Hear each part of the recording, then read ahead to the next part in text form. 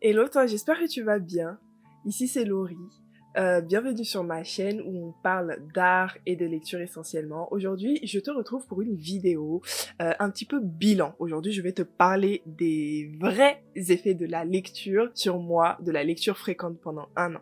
Donc déjà, pourquoi est-ce que je fais cette vidéo? Je me permets de faire cette vidéo tout simplement parce que ça fait pas longtemps que je lis. Si ça faisait une dizaine d'années que je lisais, je serais pas capable de te dire quel a été le avant-après.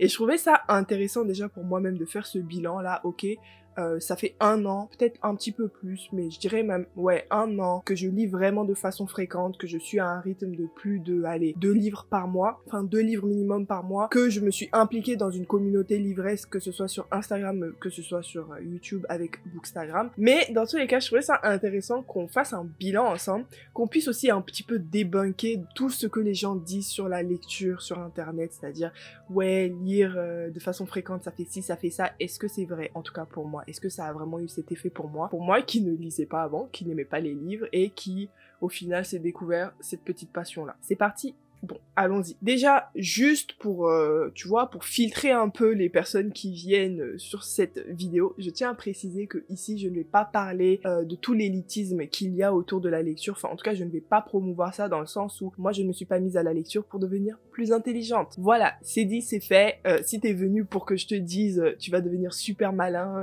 tu vas avoir 3 points de QI en plus chaque semaine de lecture, non, c'est pas ici. Voilà, moi, j'ai commencé à lire tout simplement pour bon plaisir. J'ai commencé à lire parce que je ne supportais plus la télé, tout ce qui est écran, etc. J'ai été obligée à un moment de couper et de trouver quand même des distractions. Je me suis tournée vers la lecture. En plus de ça, j'ai fini par comprendre que pour m'instruire sur certains sujets, souvent scientifiques et sociétaux, c'est mieux d'aller vers les livres que vers les documentaires. Et puis, une chose en emmenant une autre, je me suis retrouvée dans la lecture, tout simplement. Voilà. Alors, comment est-ce que la lecture fréquente s'est matérialisée dans mes habitudes? Déjà, ce n'est pas venu en une fois. Mon rythme de lecture en janvier dernier n'est pas le même que ces derniers mois-ci. C'est-à-dire que, bah, comme tout le monde, c'est allé crescendo. J'ai commencé avec un livre par mois, puis 2, et sans m'en rendre compte, je me suis retrouvée à des stats où, bah, on est à la fin de l'année, je suis à une soixantaine de livres, 65, 66, un truc comme ça, qui, moi, pour moi, me paraît ouf. Moi qui suis une personne qui pouvait faire toute une année sans lire. Je crois qu'en 2017, j'ai lu 0 livres. J'ai pas honte de le dire, hein, je ne lisais pas du tout. Donc, pour moi, qui me retrouve quelques années après à avoir 60 livres lus dans l'année, c'est énorme. Mais ça a été crescendo. Les habitudes ne sont pas venues toutes seules. Petit à petit, j'ai commencé à remplacer mes temps morts, mes temps de transport, mes temps avant de dormir. J'ai remplacé les écrans par la lecture tout simplement. Au début, c'était 15 minutes de lecture, puis 30 minutes, puis 1 heure, etc. On va revenir directement sur les effets, les vrais effets que moi, j'ai vu sur le fait de lire fréquemment toute l'année. Avant de passer sur les vrais effets, je vais quand même débunker 2 gros clichés. Désolée, j'ai mes notes ici, hein, donc si je regarde en bas, c'est normal. Alors, premier gros cliché, on écrit mieux quand on lit souvent. Je vais pas dire que c'est faux, mais ce n'est pas vrai. C'est-à-dire que ça dépend pourquoi tu lis. Si tu lis avec en tête le fait de devenir toi-même un jour un écrivain, forcément tu vas essayer de faire gaffe à comment c'est écrit, les tournures de phrases, le vocabulaire spécifique, comment bah, toutes les phrases sont écrites, etc. Mais quand comme moi tu lis pour enjoy, bah, en vrai, on va se dire la vérité, hein, les gars, on ne lit pas pour ça, on se fait pas chier, on lit juste et on essaie de comprendre ce qu'on lit. C'est déjà bien de comprendre ce qu'on lit. Je vous dis, il y a certains livres, c'est pas évident, hein. Donc ouais, c'est déjà bien. Donc pour ma part, c'est complètement faux. C'est complètement faux. Par contre, quelque chose qui est vrai, c'est que ça enrichit la lecture. Un livre qui va répéter plusieurs fois des mots, des semaines après, j'ai tendance à avoir ces mots-là dans mon vocabulaire.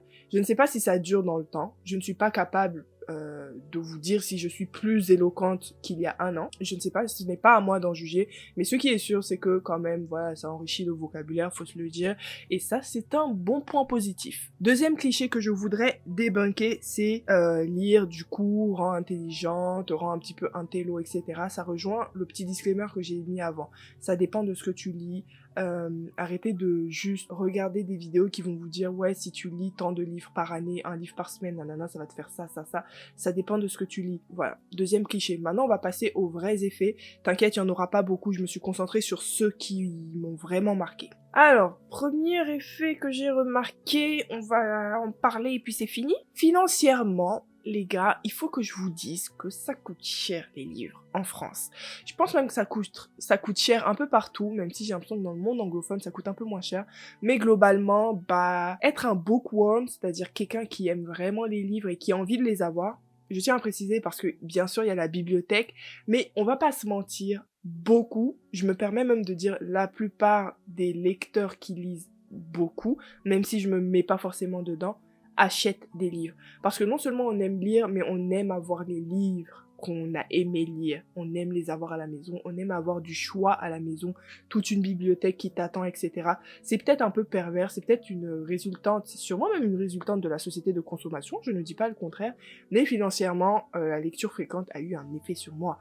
Parce que j'ai commencé à suivre beaucoup de booktubers, j'ai commencé à suivre beaucoup de bookstagrammeurs qui font beaucoup de recommandations de livres, énormément, qui aiment apparemment beaucoup de livres, donc ça fait quand même une wishlist super longue, et avec un livre entre 10 et 20 euros, allez, 7 euros pour les livres neufs les moins chers, c'est-à-dire les poches, bah ça fait beaucoup, ça fait beaucoup. Tu te retrouves avec un budget, et il faut avouer que avant j'avais un gros budget pour mon matériel d'art, j'avais la même perversion, je dis perversion parce que je sais pas trop quel mot mettre derrière, mais j'avais la même addiction avec le matériel d'art. Bah aujourd'hui il est là avec les livres, voilà, j'ai pas pu m'en débarrasser, donc ça c'est un effet à noter. Autre effet, c'est l'amélioration nette de ma concentration. Lorsque j'ai commencé à lire de façon fréquente, donc c'était il y a un an, peut-être 11 mois, 12 mois, donc un an en gros, je commençais une formation en même temps, donc une formation en ligne, je pense que j'en ai jamais parlé ici, mais ceux qui me suivent sur Instagram le savent déjà, et c'est une formation où je dois faire beaucoup de développement sous Python. Autant vous dire que j'ai jamais développé en Python, et que pour faire du développement, il faut rester devant son ordi pendant longtemps et rester concentré pour pas perdre le fil pendant longtemps, parfois même des heures. Et le truc, c'est qu'au début, je galérais. J'étais frustrée parce que j'arrivais pas à me concentrer autant d'heures. J'avais appris à me concentrer sur d'autres choses pendant longtemps, mais de base, je ne suis pas quelqu'un qui est très concentré, qui peut garder sa concentration pendant longtemps. Alors que spécifiquement le code, quand tu en sors, en tout cas les tâches que je devais faire, quand tu en sors, c'est très dur de te remettre dedans. C'est très dur de te remettre dedans. Du coup, j'ai quand même remarqué que aujourd'hui, j'ai beaucoup plus de facilité à me concentrer des heures durant devant un ordi et devant quelques tâches que ce soit en réalité. Et je sais que c'est grâce à la lecture, parce que pareil pour la lecture, au début, je ne pouvais lire que 15 minutes et ensuite, je traîne sur mon téléphone, j'ouvre un peu Instagram, un peu YouTube, je regarde une vidéo, je repars faire 15 minutes de lecture. J'avais vraiment du mal à me concentrer sur le long terme. Puis au fur et à mesure, quand les histoires dans les livres forcément sont intéressantes, je me dis je vais rester, je vais continuer, puis de 15 minutes ça passe à 30 minutes, puis à 1 heure, puis à 2 heures. Je pense pas pouvoir lire plus de 2 heures d'affilée, hein. Petite confidence, je sais pas s'il y a des gens qui ont l'habitude de faire vraiment un marathon de 4 heures de lecture, etc.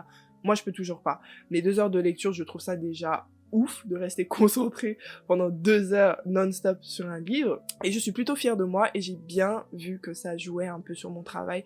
Donc ça c'est un effet que franchement I'm grateful for that, genre j'adore. Deuxième gros effet que j'ai remarqué sur moi, c'est que la lecture est devenue une sorte de méditation et d'échappatoire pour moi quand je suis pas dans un bon mood, quand je suis un peu énervée, quand j'ai besoin de me changer les idées. C'est vrai que je l'ai remarqué forcément quand je passais par des moments difficiles, mais la lecture est vraiment une activité qui te force à faire un petit peu le vide dans ta tête pour te concentrer sur ce qu'on te propose sous les yeux.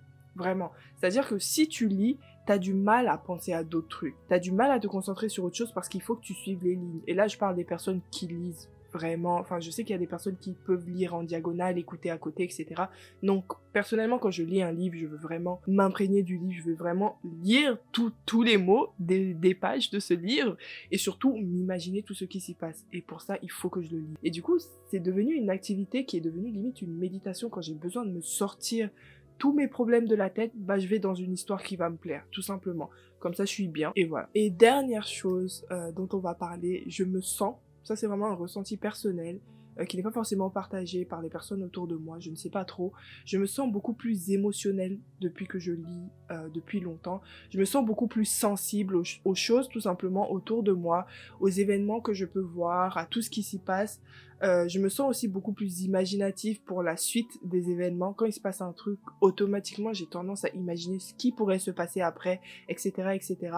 et le fait de m'attacher en fait à mes personnages de livres, j'allais dire book boyfriend, mais en réalité j'ai jamais vraiment eu de book boyfriend. J'ai tendance à dire ouais j'ai crushé sur il ou elle, mais en vrai je les aime bien et c'est tout quoi. Mais je veux dire le fait de pouvoir s'attacher à des personnages qui sont complètement fictifs, je pense que ça a développé ma sensibilité aux choses autour de moi, à des petits trucs qui sont tout cons, mais les descriptions qu'on peut lire dans les livres, la façon dont les auteurs se permettent de décrire des choses toutes simples dans la vie, je pense m'a ouvert les yeux sur des choses belles et pas belles, simplement qu'il y a autour de moi. Et c'est vraiment quelque chose que j'apprécie beaucoup, hein. J'ai l'impression de beaucoup plus profiter de tout ce qu'il y a autour de moi, d'être beaucoup plus sensible aussi aux choses néfastes, mais bon, ça fait partie du jeu, et voilà. Bon, c'était tout pour moi aujourd'hui. J'ai fait exprès de ne pas sortir 10 000 choses qui ont changé dans ma vie depuis que je lis, parce que c'est pas le cas. Je suis, je pense, à peu près la même Laurie qu'il y a un an, qui ne lisait pas du tout, qui s'en foutait un peu des livres. Bon, je lisais pas du tout, mais je lisais très peu. Et voilà, c'est ok. C'est ok d'avoir des résultats post-lecture qui sont tout simplement humbles. Je suis quand même contente d'avoir eu ces changements dans ma vie, même si je ne les ai pas demandés. Encore une fois, je n'ai pas commencé la lecture pour devenir une superbe personne. Non, j'ai commencé à la lecture tout simplement pour m'amuser, pour me faire plaisir, pour passer du bon temps avec moi-même. Et j'ai eu ça en plus de plein d'autres trucs bien et moins bien, comme les finances. Mais bon, on fait avec. Obviously, je considère que les points positifs sont plus importants que les points négatifs, sinon je serais pas devant vous aujourd'hui, n'est-ce pas? En tout cas, je suis déjà dans cette addiction, donc bon, c'est un peu trop tard pour moi.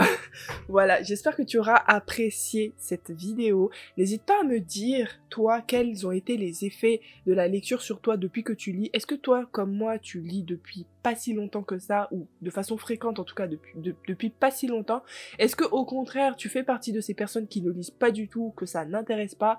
N'hésite pas à nous dire pourquoi, éventuellement, ou qu'est-ce que tu rechercherais dans la lecture si tu t'y engageais un jour, ou peut-être que tu es un lecteur, mais un lecteur du dimanche, quoi. Quelqu'un qui lit un livre par-ci, par-là. Ce qui est très très bien aussi, hein. Je n'étais même pas ça au début, donc bon. Voilà, je ne peux pas me permettre de juger. En tout cas, je te dis à une prochaine fois pour une nouvelle vidéo. Je ne sais pas encore ce que ça va être, mais bon, on verra bien. Allez, ciao!